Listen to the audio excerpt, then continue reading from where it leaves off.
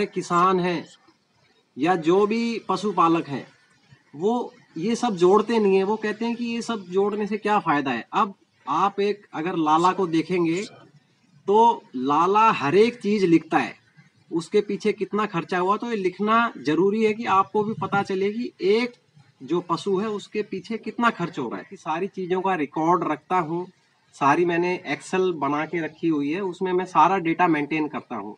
मैं आपको वो स्क्रीन पे भी दिखा दूंगा कैसे पर डे का दूध कितना है और क्या क्या खर्चा है। मैं अपना सारा सामान बाहर से ही लेता हूँ, मैं कोई खेती नहीं करता, कुछ उगाता नहीं हूँ। सारी चीजें मैं बाहर से लेके गाय को डालता हूँ। तो अभी हम इस पे बात करेंगे कि एक एक चीज की कि किसका कितना खर्चा आ रहा है। अगर आप उसको अच्छा पोषण शुरू से ही देंगे तो वो जल्दी ब्याह भी जाएगी और आपको दूध के माध्यम से उसको रिटर्न भी कर देगी उस खर्चे को। नमस्कार, आपका एक बार फिर से स्वागत है आपके अपने YouTube चैनल धेनु धन में। तो दोस्तों, आज हम बात करेंगे कि एक गाय का रखने के पीछे कितना खर्चा आता है, क्योंकि अमूमन हम देखते हैं कि किसान उसको कभी कैलकुलेट नहीं करता कि वो जो गाय रखता है या भैंस रखता है, जो भी वो पशु रखता है, तो उसके पीछे उसका कितना खर्चा आ रहा है। तो आज हम इसी विषय पे बात करेंगे।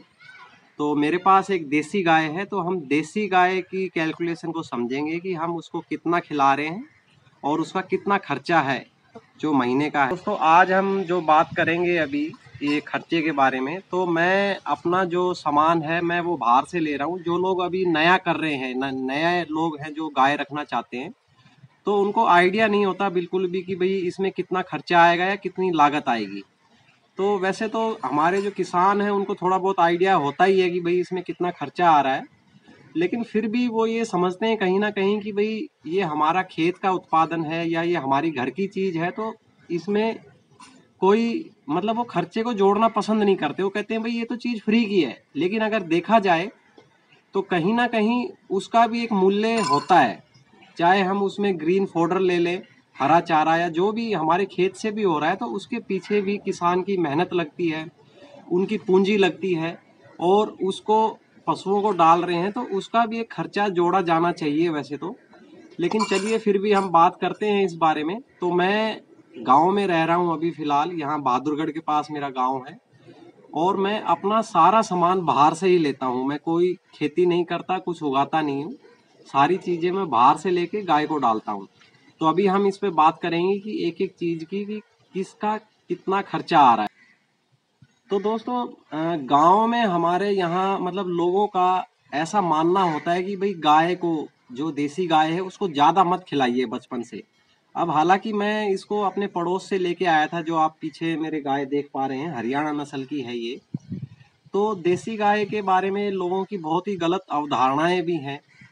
तो मैं जब अपने पड़ोस से इस गाय को लेके आया तो उस टाइम ये 1 या 1.25 साल की रही होगी मुश्किल से, बल्कि 8 महीने की ही होगी उस टाइम ये। तो जिनके यहाँ से मैं लेके आया तो उन्होंने कहा कि भाई इसको सूखा चारा या थोड़ा बहुत हल्का फुल्का पानी या थोड़ी बहुत फीड डाल के आप इसको खिलाना। तो उस टाइम जब मैं इसको लेके आया तो मैंने उनकी इन बातों को मतलब दरकिनार करते हुए मैंने इसको अच्छी फीड दी, जो इसके लिए होनी चाहिए थी वो मैंने इसको फीड दी, इसको अच्छा पोषण दिया। तो उसका नतीजा ये हुआ कि ये अपने टाइम से पहले ही ये ब्याह गई। मतलब 2 2.25 साल में ये हीट में आ गई थी और हमने इसको बीज रखवा दिया और ये जल्दी ब्याह गई।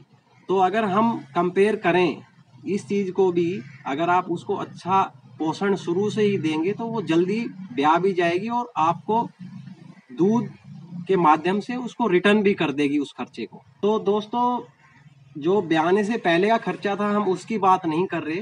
अभी एक जो दुधारू जो गाय है, देसी गाय, अभी मैं देसी गाय का ही आपको बता रहा हूँ क्योंकि मेरे पास प्रैक्टिकली जो है वो देसी गाय है, तो उसी की हम बात करेंगे। तो उसका खर्चा कितना आता है, क्या क्या कॉस्टिंग आती है और मैं क्या फीड डालता हूँ, तो उसके बारे में मैं आपको थोड़ा बता देता हूँ। मैं क्योंकि सारी चीज़ों का रिकॉर्ड रखता हूँ, सारी मैंने एक्सेल बना के रखी हुई है, उसमें मैं सारा डेटा मेंटेन करता हूँ। मैं आपको वो स्क्रीन पे भी दिखा दूंगा कैसे पर डे का दूध कितना है और क्या क्या खर्चा है उसके हिसाब से। बाकी अभी मैं आपको मोटा मोटा एक थोड़ा इसका ओवरव्यू मैं देता हूँ आपको तो आपको भी आइडिया लगेगा कि एक गाय का जो खर्चा है, वास्तविक जो खर्चा है, वो महीने का कितना आता है। तो सबसे पहले हम बात करेंगे कि हम जो फीड में डालते हैं, वो पहले नंबर पे हम है चोकर लेके आते हैं। चोकर जो कि अभी मार्केट में हमारे यहाँ पर 22.5 रुपये प्रति किलो पड़ती है, और वो तकरीबन तकरीबन मैं जो डाल रहा हूँ वो 35 किलो डाल रहा हूँ। तो ये चोकर हुई 787 रुपये की। तो दोस्तों ये जो खर्चा है ये एक महीने का है, जो मैं आपको बता रहा हूँ। एक महीने का जो खर्चा फीड के पीछे आता है वो हम बात कर रहे हैं, बल्कि सारे ही जो खर्चे हैं वो एक महीने के हिसाब से हैं। तो जो सरसों की खल है वो 30 किलो हम डालते हैं और 45 रुपये किलो के हिसाब से हमारे यहाँ पर मिलती है। हो सकता है 1-2 रुपये आपके यहाँ ऊपर नीचे भी हो। तो ये जो सरसों की खल है ये पड़ती है 1350 रुपये का, जो एक महीने का जो खर्चा है। और ऐसे ही चना जो है बाजार में अभी उपलब्ध है करीबन 59 से 60 रुपये। हमारे यहाँ 59-59 रुपये पड़ता है, और ये लगभग हम 30 किलो एक महीने में डालते हैं। तो ये करीब करीब 1770 रुपये का इसका खर्चा है महीने का। और फीड, आप फीड कोई भी बाजार से ले ले जो आप उपयोग कर रहे हैं, वो फीड भी हम डालते हैं जो बाजार से बनी बनाई मिलती है। तो वो फीड हमें एक कट्टा 44 किलो का आता है, जो एक बैग है उसका, और वो 1450 रुपये का है। तो वो 2 बैग हमारे लगते हैं। तो ये फीड हुई 2900 रुपये की। तो अब ऐसे ही हम हरा चारा जो है उसकी भी बात करेंगे। हरा चारा मैं बाहर से लेके आता हूँ, कुछ हमारे घर पे भी हो जाता है, लेकिन मैं बाहर से अगर कोई हरा चारा लेके आ रहा है तो 5 रुपये प्रति किलो के हिसाब से, अगर वो 12 से 15 किलो भी डालता है, जो कि एक जो दुधारू पशु की डाइट कम से कम 12 से 15 किलो हरा चारा उसको डेली चाहिए, आपको लगभग 2 या 2200 रुपये का महीने का पड़ेगा आपको। आप 2000 रुपये भी इसको पकड़ के चले। हमारे किसान हैं या जो भी पशुपालक हैं, वो ये सब जोड़ते नहीं है। वो कहते हैं कि ये सब जोड़ने से क्या फायदा है। अब आप एक अगर लाला को देखेंगे तो लाला हर एक चीज लिखता है, उसके पीछे कितना खर्चा हुआ। तो ये लिखना जरूरी है कि आपको भी पता चले कि एक जो पशु है उसके पीछे कितना खर्च हो रहा है। तो दोस्तों ऐसे ही अगर हम भूसे की, मतलब ड्राई फोडर की अगर बात करें, तो एक पशु को कम से कम 3-3.5 किलो एक टाइम का डलता है। तो ऐसे ही ये एक दिन का 6 से 7 किलो के करीब हुआ, और 10 रुपये प्रति किलो जो भूसे का रेडी हो गया, और महीने का 2100-2200 रुपये का इसका खर्चा आ गया। 2000 रुपये आप पकड़ के चलिए अगर राउंड फिगर करना चाहते हैं। और ऐसे ही बिजली और डॉक्टर का खर्चा भी जो हमारे किसान या पशुपालक हैं उनको जोड़ना चाहिए, क्योंकि ये छोटी छोटी जो कीमतें हैं इनको नज़रअंदाज करने से कहीं ना कहीं उनको पता ही नहीं चलता कि उनका खर्चा जो है महीने का कितना आ रहा है। तो अभी मेरे पास एक गाय है, तो एक गाय के लिए मैं अगर बिजली और डॉक्टर का खर्चा जोड़ूं तो 500 रुपये मैं लगभग अंदाजे से मैंने जोड़ा है। 500 रुपये आप उसको मान लीजिए। तो वैसे तो हर महीने डॉक्टर आते नहीं है, लेकिन जिस भी महीने आते हैं तो 1000-1200 रुपये लग ही जाते हैं। तो 500 रुपये आप महीने की एवरेज मान लीजिए। तो दोस्तों हम जो भी सामग्री डाल रहे हैं, जो भी फीड डाल रहे हैं, उसका जो हमने प्राइस लिया है वो मैक्सिमम लिया है, क्योंकि साल में इसके रेट जो है ऊपर नीचे होते रहते हैं। तो हमने सभी चीज़ों के जो रेट हैं आज के समय जो चल रहे हैं वो लिए हैं, और भूसे का रेट भी हमने 10 रुपये प्रति किलो के हिसाब से लिया है। तो आइए एक बार उस लिस्ट को एक बार पूरा रिवाइज कर लेते हैं। तो जो चोकर है वो 35 किलो हम डाल रहे हैं, उसका खर्चा 787 रुपये आता है। और ऐसे ही सरसों की खल हम 30 किलो डाल रहे हैं, उसका खर्चा 1350 रुपये आता है। ऐसे ही चना जो है 59 रुपये हमें पड़ता है, और वो 1750 रुपये का होता है। और जो फीड है हम बाज़ार से लाते हैं, उसके 2 बैग लगते हैं हमारे। एक बैग 44 किलो का होता है और वो 1450 रुपये का पड़ता है। तो इसका जो टोटल है वो 2900 रुपये हुआ। ग्रीन फोडर 2000 रुपये का, और जो ड्राई फोडर मतलब कि जो भूसा है वो लगभग 2100 रुपये का लगता है।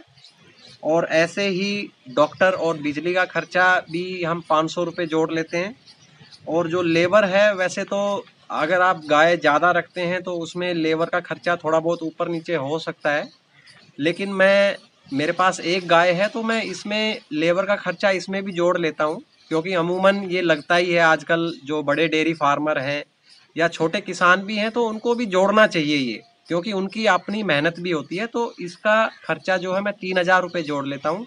तो ये जो सारा टोटल है वो 407 रुपये होता है, सॉरी 14,407 रुपये होता है। तो लगभग 14,500 इसका खर्चा है।